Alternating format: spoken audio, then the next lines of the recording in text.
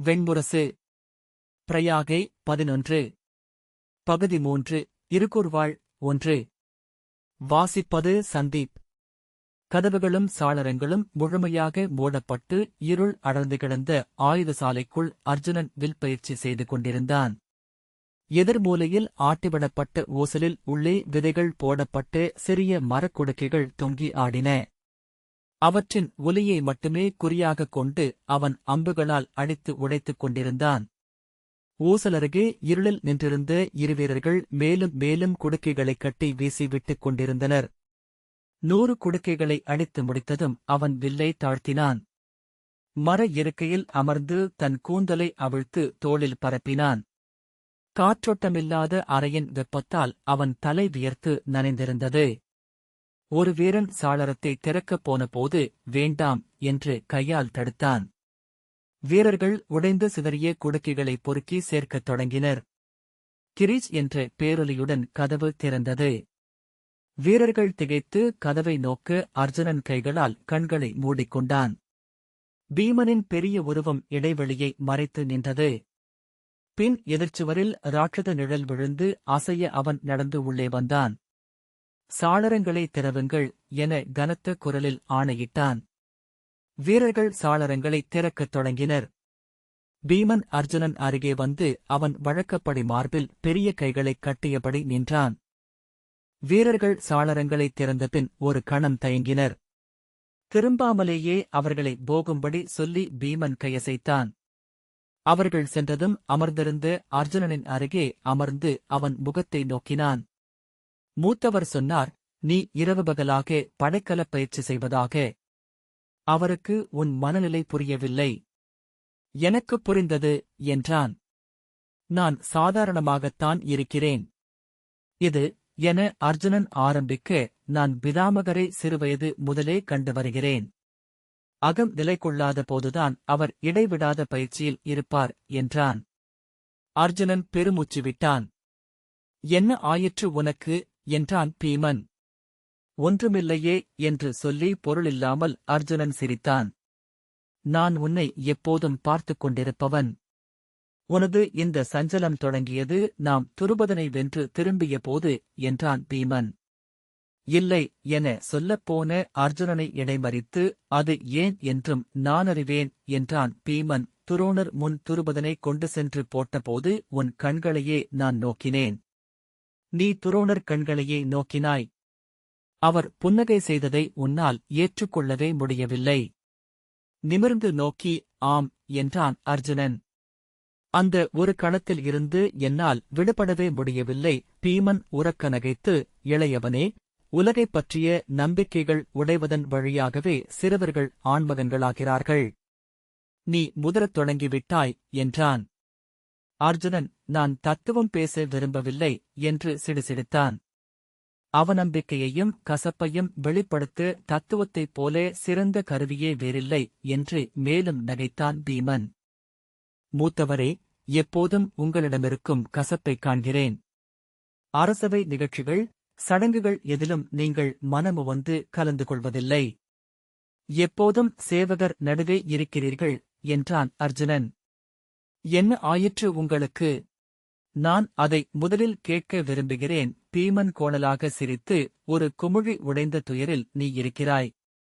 அத்தனை குமிழிகளும் ஒரு பெரிய குமிழியாக ஆகி அது உடைந்ததை நான் அறிந்தேன். சில கணங்கள் நோக்கிய பின் அர்ஜுனன் கேட்டான், நான் எப்போதும் உங்களிடம் கேட்க விரும்பிய வினா இது. மூத்தவரே, அன்று கங்கைக் கரையில் என்ன நடந்தது? கௌரவர்களுடன் விருந்துண்ட பின் நீங்கள் மறைந்தீர்கள். பின்னர் திரும்பி வந்த நீங்கள் இன்னொருவர் என்றான். பீமன் சிரித்து, கங்கைக் கரையில் நடந்தது வரலாற்றில் எப்போதும் நடப்பது. நம்பிக்கையும் துரோகமும் என்றான். பார்த்தா, நான் ஒரு நல்ல புராணக் கதை வைத்திருக்கிறேன். சுஜலன் என்னும் சூதன் அதைச் சொன்னான்.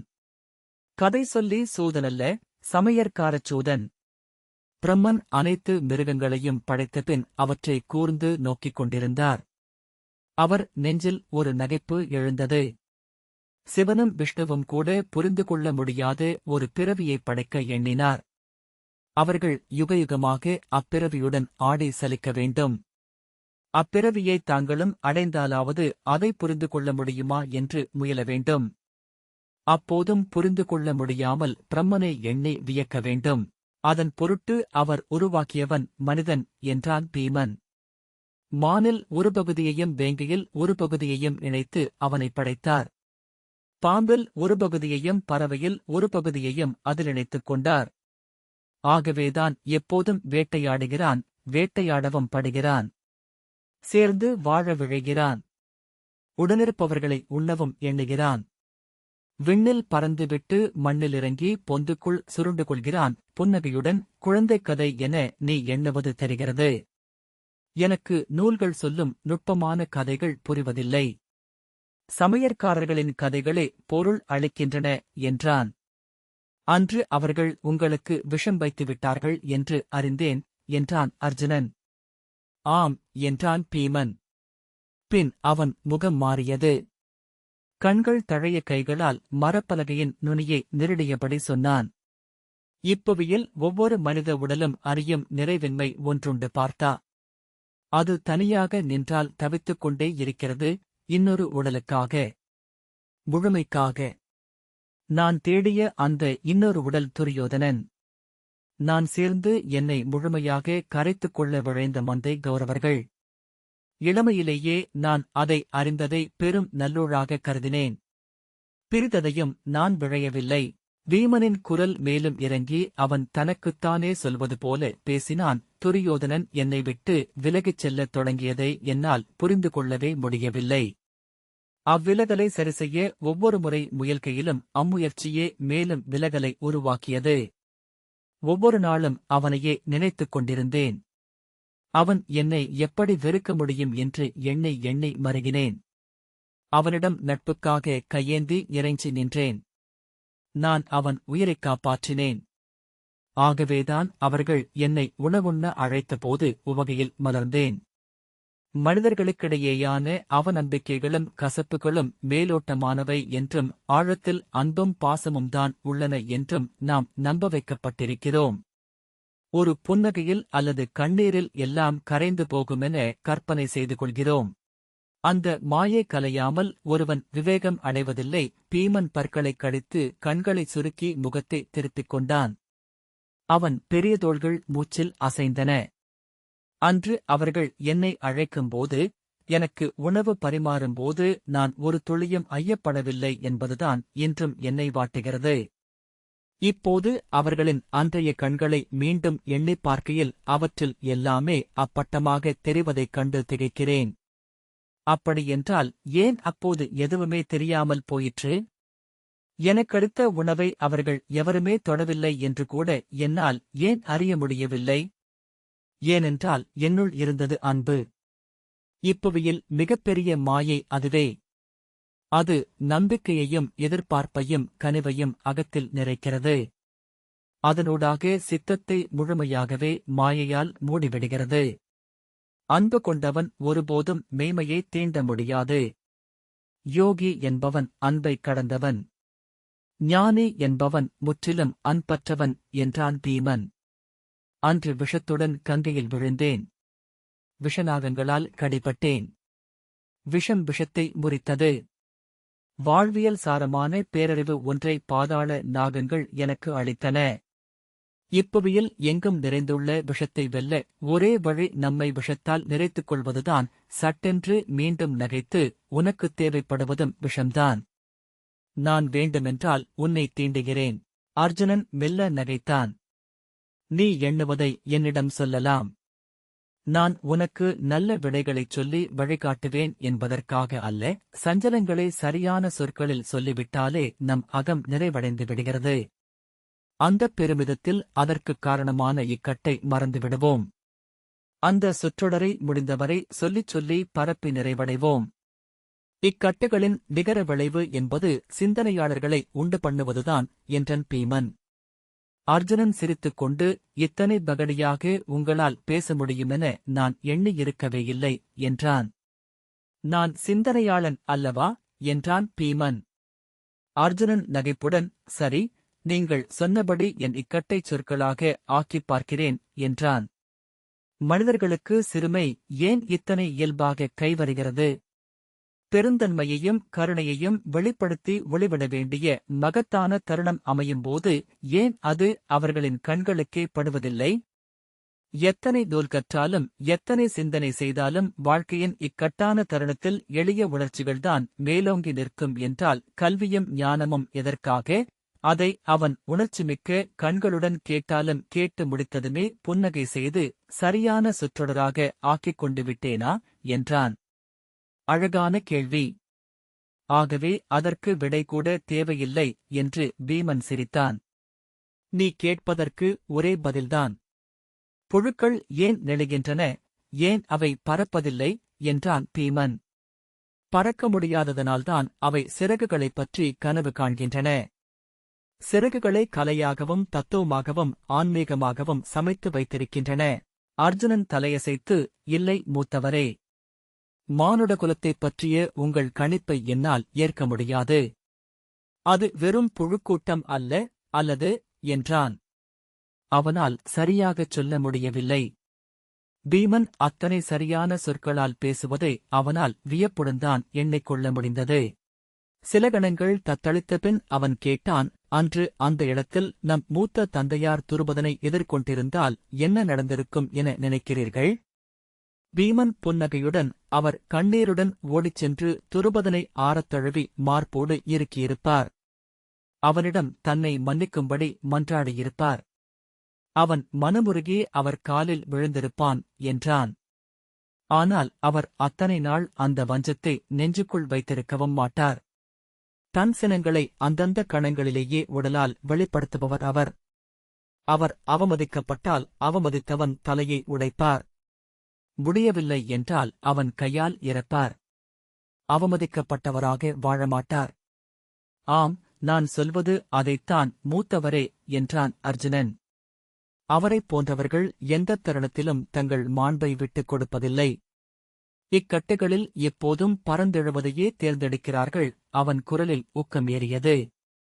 உடலில் படர்ந்த பரபரப்புடன் எழுந்து கொண்டு, அவர் நம் தந்தைக்கு தன் மணிமுடியை அளித்த தருணத்தை எப்போது கேட்டாலும் என் உடல் சிலிர்க்கும். குருவம்சத்தின் மகத்தான தருணங்களில் ஒன்று அது. பீமன் புன்னகையுடன் தலையை ஆட்டினான். ஆம், இதுவரை அவர் அப்படித்தான் இருந்திருக்கிறார். இதுவரை என்றான். மீண்டும் உங்கள் விஷத்தையே உமிழ்கிறீர்கள் மூத்தவரே என்றான் அர்ஜுனன். ஆம், என்னுள் இருப்பது அதுதான். என்னால் நம்பிக்கை கொள்ள முடியவில்லை. அவர் தன் சிறகுகளை எல்லாம் இழந்து மண்ணில் தவழும் தருணம் எது? இப்போது தெரியவில்லை, ஆனால் அதை நாம் காண்போம். அர்ஜுனன் சீற்றத்துடன், அதை விரும்புகிறீர்களா? அதற்காக காத்திருக்கிறீர்களா? என்ன சிறுமை என்றான். ஆம், அதை என்னுடைய சிறுமை என்றே கொள் என்றான் பீமன். இருவரும் சற்று நேரம் தங்களுக்குள் ஆழ்ந்து அமைதியாக இருந்தனர். பீமன் தன் கைகளால் அந்த இருக்கையின் மரப்பலகையை பெயர்த்து எடுத்தான். அதை சிறிய சிம்புகளாக பீத்து வீசிக்கொண்டிருந்தான். அர்ஜுனன் அகத்தில் அந்த மெல்லிய ஐயம் எழுந்தது. அதை அவன் நோக்கியதுமே அது பெருகி பேருருவம் கொண்டு நின்றது. மூத்தவரே, இப்போது இந்த ஐயத்தை தாங்கள் சொல்வதற்குக் காரணம் உண்டா என்றான். பீமன் கண்களை சுருக்கி, உன் வினா புரியவில்லை என்றான். பெரிய தந்தையார் தன் பெருந்தன்மையை இழக்கும் கணம் வரும் என்றீர்கள். பீமன் உடனே புரிந்து கொண்டு கண்களில் நகைப்புடன் ஆம் என்றான். அதை ஏன் சொன்னீர்கள்? நீங்கள் என்ன எதிர்பார்க்கிறீர்கள்? பீமன், நீ எண்ணுவதென்ன என்று சொல் என்றான். அர்ஜுனன் பார்வையை விலக்கியபடி, இந்த முழுநிலவு நாளில் இளவரசு பட்டம் சூட்டப்பட வேண்டும் என்றான். ஆம் என்றான் பீமன். மூப்பு முறைப்படி நம் தமையனுக்குரியது அந்த பட்டம். குலமரபுப்படி வரும் முழுநிலவு நாளில் தமையனார் இளவரசாக ஆகிவிட வேண்டும் என்றான் அர்ஜுனன். பீமன் மேலும் சிரித்து, சொல் என்றான். அர்ஜுனன் சினத்துடன் தலை தூக்கி, என்னிடம் விளையாடுகிறீர்களா மூத்தவரே? நான் என்ன கேட்கிறேன் என உங்களுக்கே தெரியும். இந்த அஸ்தனபுரியே அதைப் பற்றித்தான் பேசிக் கொண்டிருக்கிறது என்றான். பீமன் தலையசைத்தான்.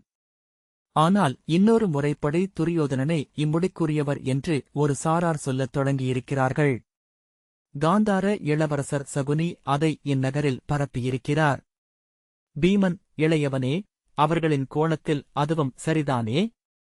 இந்த மணிமுடி 18 வருடம் நம் தந்தையார் பாண்டுவுக்கு அளிக்கப்பட்டது. இதோ 18 வருடம் ஆகிவிட்டிருக்கிறது. அஸ்தினபுரியின் அரியணையும் செங்கோலும் இத்தனை வருடமாக கருவூலத்தில் காத்திருக்கின்றன என்றான். அர்ஜுனன் சீற்றத்துடன், என்ன சொல்கிறீர்கள்? இன்று குருகுலத்தில் மூத்தவர் யார்? மூத்தவரே இளவரசர் என்று தெரியாதவர்கள் பாரத வருஷத்தில் யார் இருக்கிறார்கள் என்றான்.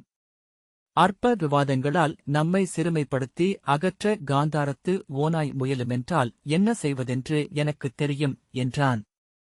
பீமன், அதை நாம் சேர்ந்தே செய்வோம் என்றான்.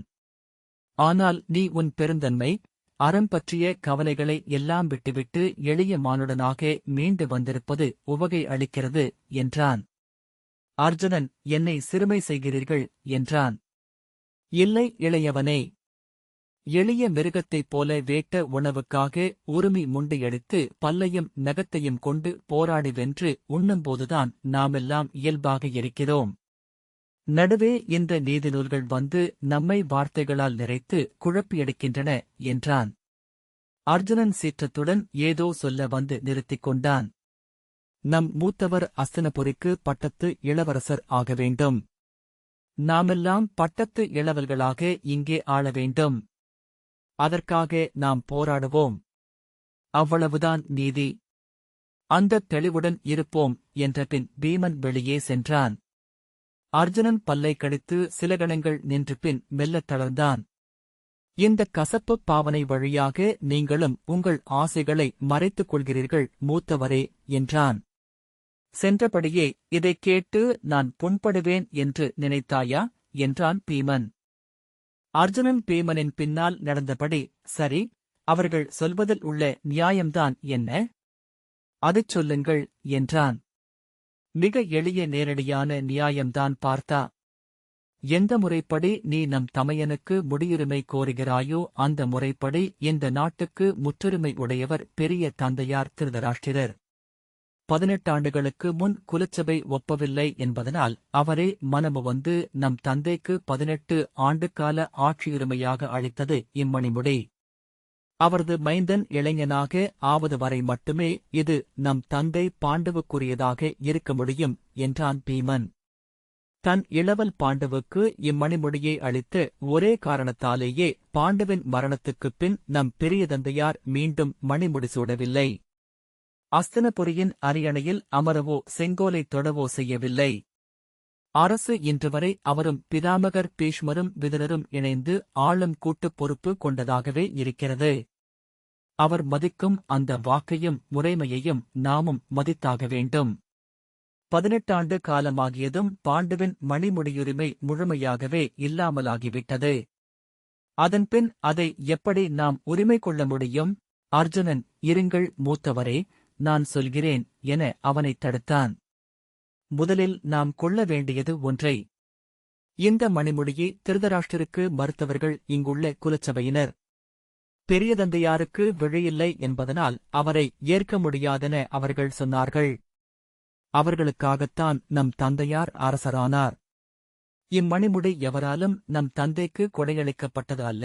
இது நூல் நெறிப்படி எவர் மணிமுடியை அளிக்க முடியுமோ அவர்களால் அளிக்கப்பட்டது, நம் குடிமக்களால். மன்னன் என்பவன் குலசேகரன். குலம் ஆணையிட்டால் எவனும் மன்னனாகலாம் என்கின்றது பராசர நீதி.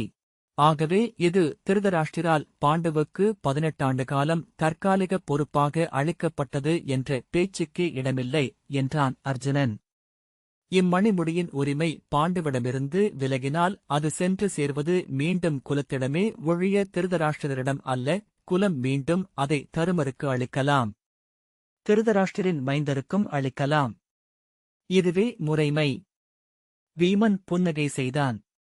அத்துடன் 18 ஆண்டு காலம் மட்டுமே பாண்டுவுக்கு மணிமுடி உரிமை உள்ளது. அதன்பின் திருதராஷ்டிரின் மைந்தன் மணிமுடி சூடலாமென்ற வாக்குறுதியை அளித்தவர் யார்? பாண்டு அதை அளித்தாரா? இல்லை. அவ்வாக்குறுதியைச் சொன்னவர் பீஷ்ம பிதாமகர். அவர் அப்போது திருதராஷ்டிரரை ஆறுதல் படுத்தும் பொருட்டு சொன்னது அது என்றான் அர்ஜுனன். மூத்தவரே, நமக்கெல்லாம் அவர்தான் பிதாமகர். ஆனால் அவருக்கும் அஸ்தினபுரியின் மணிமுடிக்கும் என்ன உறவு? அவர் எப்படி இம்மணிமுடியை வாக்குறுதியளிக்க முடியும்? பீமன் நகைத்து, பார்த்தா, தேவைப்பட்டால் நீயும் யுதிஷ்டிரனே என நான் அறிவேன் என்றான். பிதாமகர் பீஷ்மருக்குரியதல்லவா இந்த மணிமுடி?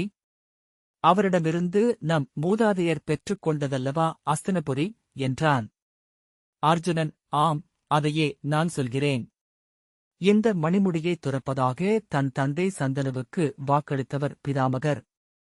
அப்படியென்றால் இதில் அவர் எவ்வகையிலும் உரிமை அற்றவர்.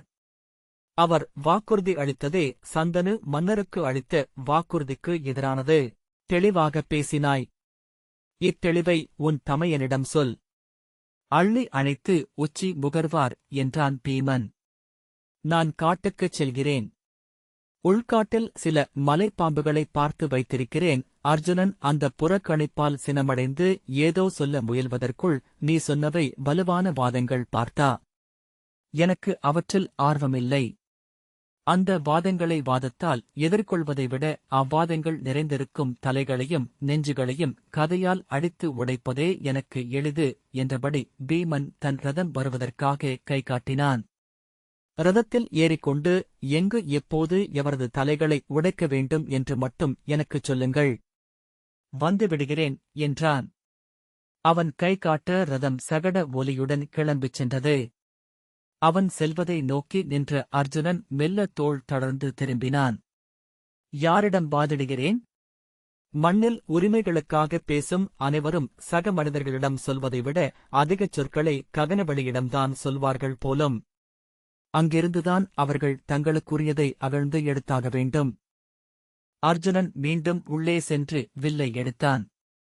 கை நிறைய அம்புகளை அள்ளிக் கொண்டாலும் தொடுக்கத் தோன்றவில்லை. வீசிவிட்டு சால்வையை எடுத்து போர்த்திக் கொண்டு வெளியே வந்தான். சாரதி ரதத்தைக் கொண்டு வந்து நிறுத்த ஏறிக்கொண்டு அரண்மனைக்கு என்றான்.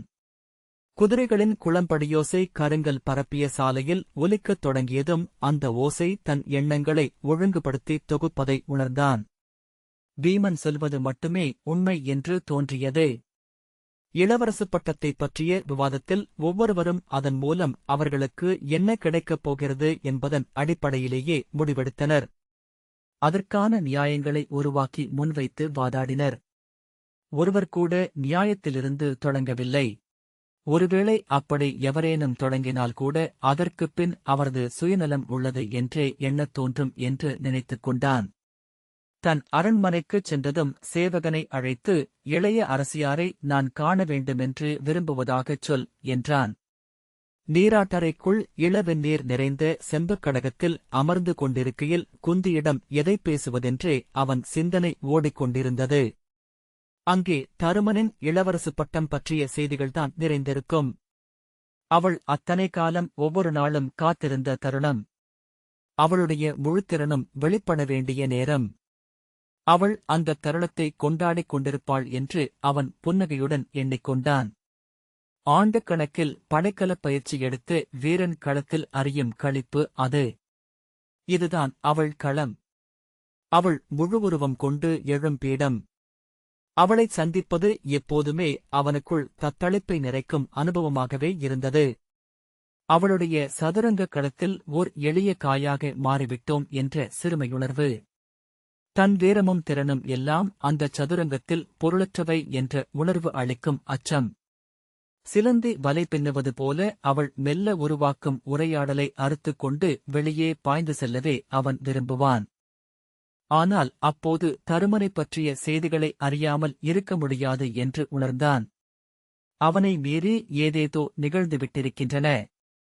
தன் வில்லம்புகளுடன் எங்கோ புதைந்து வாழ்ந்து கொண்டிருந்து விட்டான். அதை எண்ண எண்ண ஏதேதோ நிகழ்ந்துவிட்டன. இனி வாழாதிருக்கலாகாது. அவளைப் பார்த்து அனைத்தையும் பேசிவிட வேண்டியதுதான். எண்ண எண்ண அந்த இளவு நீரில் இருக்கவே முடியாதென்று தோன்றியது.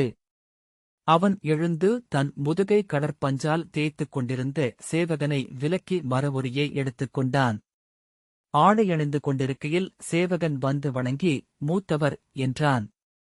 வரச்சொல் என்று சைகை காட்டிய பின் அர்ஜுனன் எதற்காக இப்போது வருகிறார் என எண்ணினான். முடியுரிமை பற்றிய பேச்சுக்கள் அவரை நிலைகொள்ளாது ஆக்கிவிட்டிருக்க வேண்டும். மண்ணாசையின் வதை. அவனுக்கு அப்போது ஓர் எரிச்சல்தான் வந்தது. தருமனிடம் காலையில் பீமனிடம் பேசிய எதையும் சொல்லக்கூடாது என்றும் அவரே அந்த நியாயங்களைப் பேசினால் உடனே மறுத்துரைக்க வேண்டும் என்றும் எண்ணிக்கொண்டான். அந்த மெல்லிய முகச்சொலிப்புடன் அர்ஜுனன் வெளியே வந்து தருமனை அணுகி தலைவணங்கினான். தருமன் கை காட்டி அவனை அமரச் சொன்னான்.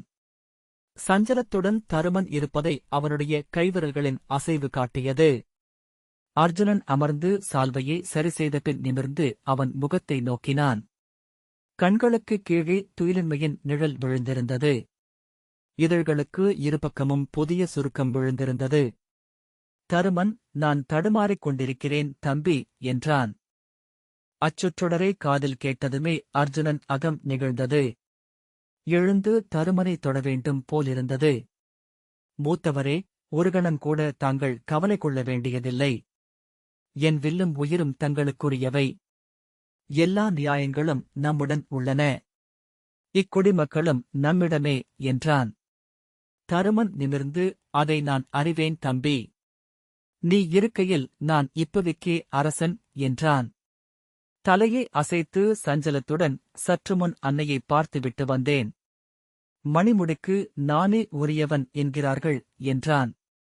ஆம், அதிலென்ன ஐயம் என்றான் அர்ஜுனன். தருமன் தலையை அசைத்து, இல்லை தம்பி, அதுவல்ல முறை. அதுவல்ல நெறி என்றான்.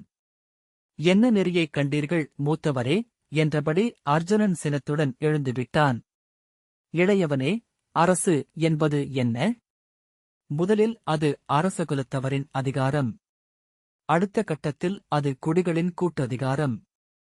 ஆனால் அதற்கும் அடியில் அது குலமரபின் அதிகாரமேயாகும். மண்ணில் முதலில் உருவாகி வந்த அரசு என்பது குலமூத்தாரால் உருவாக்கப்பட்டது. பின்னர் அது குடிச்சபைகளுக்கு வந்தது. அதன் பின்னரே அரசுகுலங்கள் தோன்றின. இன்றும் மச்சர்கள் போன்ற சிறிய அரசுகளில் குடிச்சபையே உள்ளது, அரசன் இல்லை. பழங்குடிகளிடம் குலமுறையே உள்ளது, குடிச்சபை கூட இல்லை என்றான் தருமன். ஆகவே அரசகுல மரபுகள் அனைத்தையும் குடிமரபுகள் மறுக்க முடியும். குடிமரபுகளை குலமுறைமைகள் மறுக்க முடியும். அவன் சொல்ல வருவதென்ன என்று அர்ஜுனனுக்கு புரியவில்லை. அவன் பார்த்து அமர்ந்திருந்தான். ஆகவே அடியாழத்தில் அரசதிகாரம் என்பது மூத்தோர் கொள்ளும் அதிகாரமே. மூத்தோர் வணக்கத்தையும் நீத்தோர் வழிபாட்டையும் ஒரு சமூகம் கைவிடுமென்றால் ஒரு தலைமுறைக்குள்ளேயே அங்கே ஒரு நல்லரசு இல்லாமலாகும். அங்கே படைக்கலங்களின் அதிகாரம் மட்டுமே எஞ்சியிருக்கும். தருமன் சொன்னான். ஒருபோதும் ஒரு நாட்டில் மூத்தோர் சொல் மதிப்பழையலாகாது. அந்த மொத்தச் சமூகமே அச்சொல்லைக் காப்பதற்காக தன்னை இழக்க சித்தமாக இருந்தாக வேண்டும். அக்குலமே அழிந்தாலும் அதன் மூத்தார் சொல் நின்றாக வேண்டும். புரிந்து கொண்டு அர்ஜுனன் மெல்ல கால்களை நீட்டி தளர்ந்தான். அரச முறைப்படி நான் அஸ்தனபுரிக்கு உரிமையானவன். குடிச்சபை முறைப்படியும் அப்படியே. ஆனால் பீஷ்மபிதாமகரின் சொல்லின்படி இம்மணிமுடி துரியனுக்குரியது. நானும் நீயும் இக்குடிகள் முழுதும் அச்சொல்லைக் காக்கவே உயிர் வாழ வேண்டும். இதுவே முறை என்றான் தருமன். அர்ஜுனன் தலையசைத்தான். அதை நம் அன்னை புரிந்து கொள்ள முடியாது என்கிறார்கள் என்றான் தருமன். நீ எனக்காக இதை அவர்களிடம் சொல். என்னால் அவர்களை ஏறிட்டே நோக்க முடியவில்லை. அவர்களை அவமதிக்கும் எதையும் நான் சொல்ல விரும்பவில்லை. ஆனால் ஒருபோதும் பீஷ்மபிதாமகரின் எண்ணத்தை மீறி நான் இம்மணிமுடியை சூடப்போவதில்லை. அன்னை அவரது கருவறை உரிமையை என்மேல் செலுத்தினால் உடைவாளை கழுத்தில் வைப்பதைத் தவிர எனக்கு வேறு வழியில்லை என்ற தருமன் எழுந்து, இதில் எந்த மறுவிவாதத்திற்கும் இடமில்லை என அன்னையிடம் சொல். உன் சேவகன் அன்னையிடம் சென்று நீ சந்திக்க விரும்புவதாகச் சொல்வதை என் சேவகன் கண்டு வந்து சொன்னான். உடனே கிளம்பி வந்தேன். அர்ஜுனன், தங்கள் ஆணை என்றான். தருமன் திரும்பி நோக்கி பின் பெருமூச்சு விட்டு, ஆம், ஆணை. நீயும் உன் உடன் பிறந்தார் நால்வரும் தலைமேல் சூடிக்கொள்ள வேண்டிய ஆணை இதுவே. நாம் நம் மூதாதையரின் குருதி. மூதாதையர் மண்ணில் நம்மை விட்டுச் செல்வது அவர்களின் சொல் வாழ வேண்டும் என்பதற்காகவே என்றான். அர்ஜுனன் தருமனுக்கு முடியாசை இல்லையா என எண்ணிக்கொண்ட அதே கணம் தருமன், நீ எண்ணுவது புரிகிறது. எனக்கு முடியாசை உள்ளது. முடியை இழப்பதில் துயரமும் கொள்கிறேன். ஆனால் நெறி நம் அனைவரை விடவும் மேலானது என்றான். பின் வெறுமை கலந்த புன்னகையுடன், இவர்களை நான் அறிவேன். முடியுரிமை இல்லையேல் நமக்கு இந்நாடு இல்லை. சரி, அதனாலென்ன? மீண்டும் சதசிருங்கம் செல்வோம். மரவொரி அணிந்து வேட்டையாடி உண்டு வாழ்வோம். நம் தந்தை அங்குதானே இருக்கிறார். அவர் நமக்கு சதசிருங்கத்தையே அழைத்துச் சென்றார் என கொள்வோம் என்றான். அன்னையிடம் பேசு என்றபின் வெளியே சென்றான். வெண்முரசு நாவல் தொடர்பான அனைத்து விவாதங்களும். இந்த வாசிப்பை கேட்டதற்கு நன்றி.